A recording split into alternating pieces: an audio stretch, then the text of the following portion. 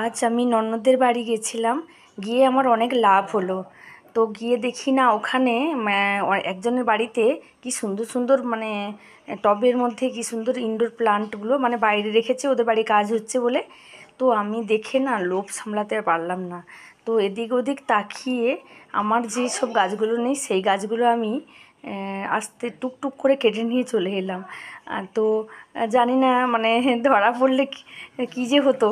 হ্যাঁ, তো যাই হোক, আপাতত এদিক ওদিক তাকিয়ে আমি কয়েকটা গাছ আমার পছন্দের কয়েকটা গাছ আমি তুলে নিয়ে চলে এলাম বাড়ি।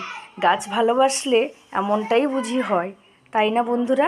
এখন আমি এই গাছগুলোকে 3টি ছোট টবের মধ্যে লাগিয়ে দেব। তো বন্ধুরা, আমি এর মধ্যে পটিং মিক্সচার, ভার্মি কম্পোস্ট, কিছু মাটি এবং কোকোপিট মিশিয়ে নিয়েছি। তো গাছগুলোকে আমি এবার এইভাবে বসিয়ে দেবো। আমার ইনডোর প্ল্যান্টের তালিকায় অনেক গাছ আছে, কিন্তু এই কয়েকটা গাছ আমার সংগ্রহে ছিল না। তাই যখন দেখতে পেলাম, ননদের বাড়ি গিয়ে দেখতে পেলাম যে ওখানে এই গাছগুলো আছে, তাই আমি কোনো কিছু না ভেবে আমি গাছগুলো তুলে নিয়ে বাড়ি নিয়ে চলে এলাম। তা এখন এই গাছগুলোকে আমি এভাবে এর মধ্যে লাগিয়ে দেব। আর গাছগুলো এত সুন্দর যে কোনো হ্যাঙ্গিং টবের মধ্যে ঝুলিয়ে দিলেও খুব ভালো হয়।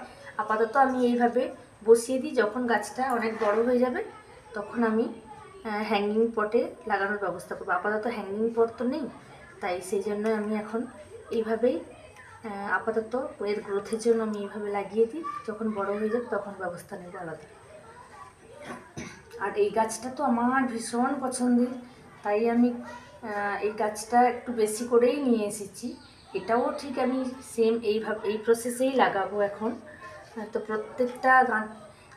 প্রত্যেকটা জায়গায় শিকড় আছে, তো এই শিকড়গুলো আশা করি দিয়ে শিকড়গুলো ধরে যাবে এবং এটা নতুন চারা গাছের সৃষ্টি হবে।